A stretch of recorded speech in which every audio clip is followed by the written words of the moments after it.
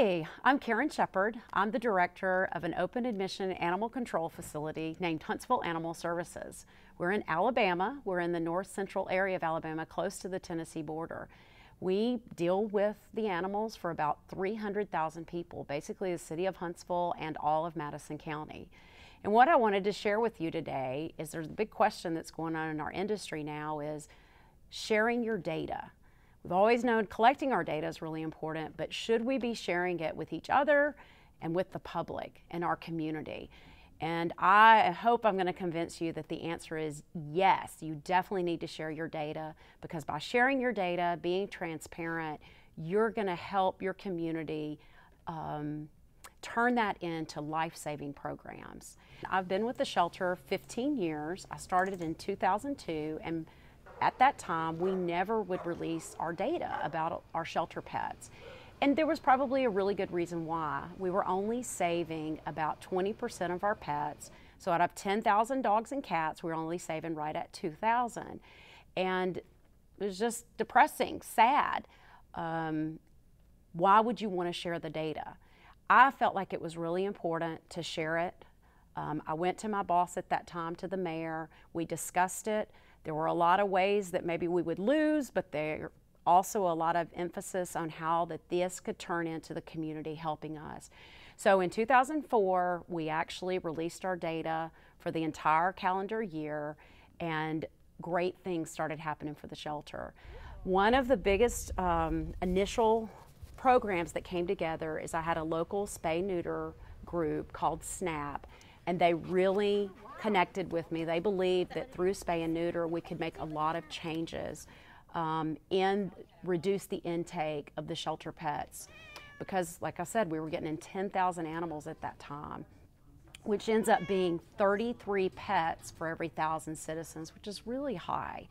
So SNAP and myself started going to conferences, and there was one conference in particular. We went to New Orleans. It was the Spay USA conference, and Janice Gibbons, who was the president of SNAP, went and heard Peter Marsh speak. And Peter Marsh had done something really amazing with his state, the state of New Hampshire.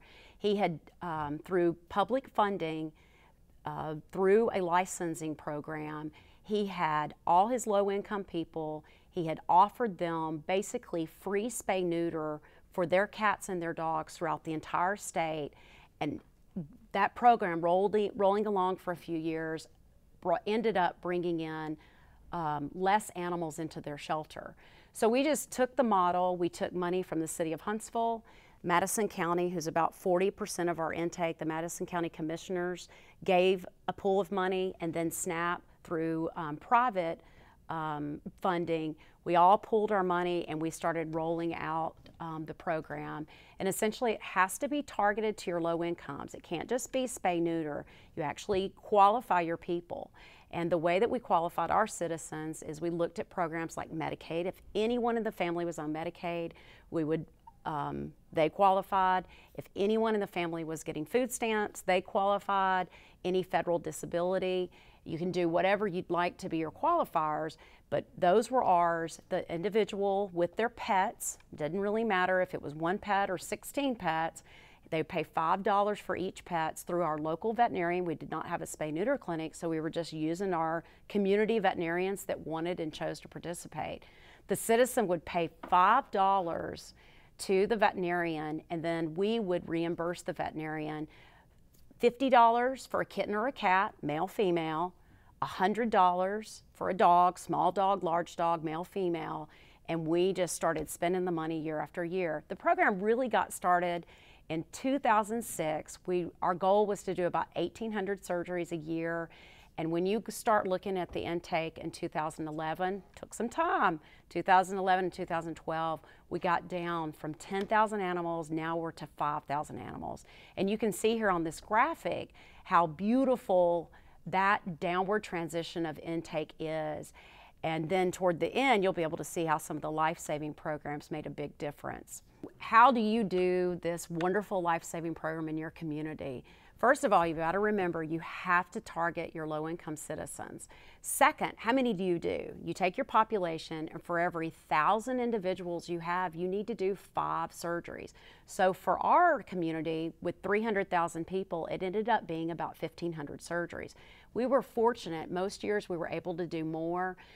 It averaged about 1,800 surgeries a year, but one year we actually did over 2,000, right over 2,000. We had a huge drop the following year in intake. So you'll see those changes, but don't be discouraged. It does take a few years, maybe about 3 years, but it is working. Again, it has to be targeted.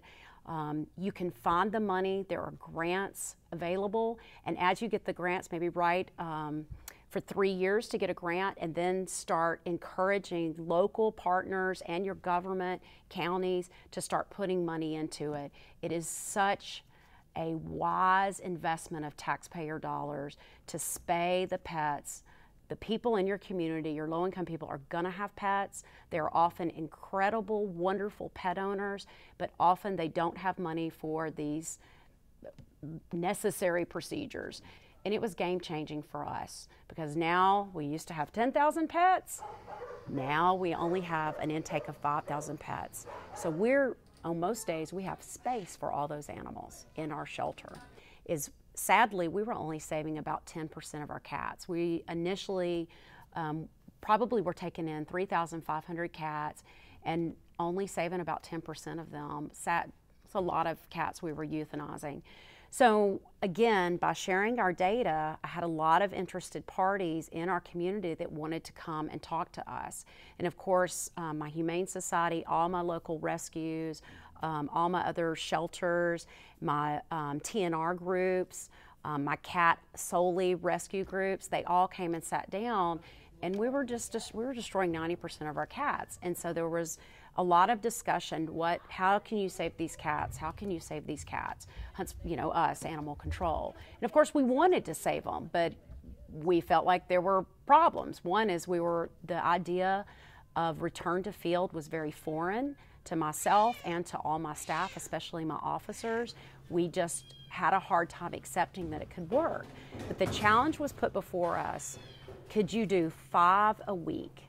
And I thought, that's $250 because it's $50 a surgery. Surely I can find $250 a week, and we can start saving 5 more cats a week. Multiply times 52, that's a lot of lives saved, more than what we're doing. So we just started doing 5 a week, and then of course we built confidence, because as we were returning these cats to their environment where they had been trapped or brought in, we weren't getting complaints. We were like everybody, when they start doing community cat diversion, you're just amazed that it actually works, and that spaying and neutering and vaccinating these cats resolves so much of the complaint issues. So through the low-income spay-neuter, initially we had taken in 3,500 cats.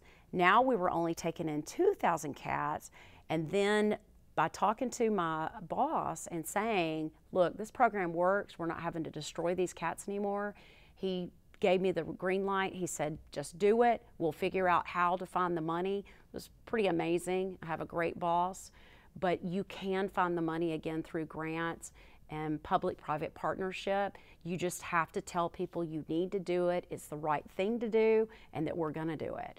But as you can see in this graphic, you can see that our intake of cats went down, and then look at the live release rate of our cats and how dramatically it's gone up. As of 2016, we took in 3,000 dogs, we saved 90% of them. We took in 2,000 cats, we saved 95% of them. So much information is available now, and if you start a targeted low-income spay-neuter program, and you start all the life-saving programs with your foster home, with your lowered adoption fees, with return to field with your cats, you can make a dynamic impact in your life-saving in 6 months. Don't do what I did and fumble around for 13 years. Thankfully, I shared my data, I listened to my community, but it can go so much faster. So anyway, if there's anything I can ever do, please reach out to me, and I will help encourage you. Encouragement is what all of us need, but you can do it. The money is there. Your community will step up and help it happen. And being transparent and being brave is the first step. Share your data. Thanks.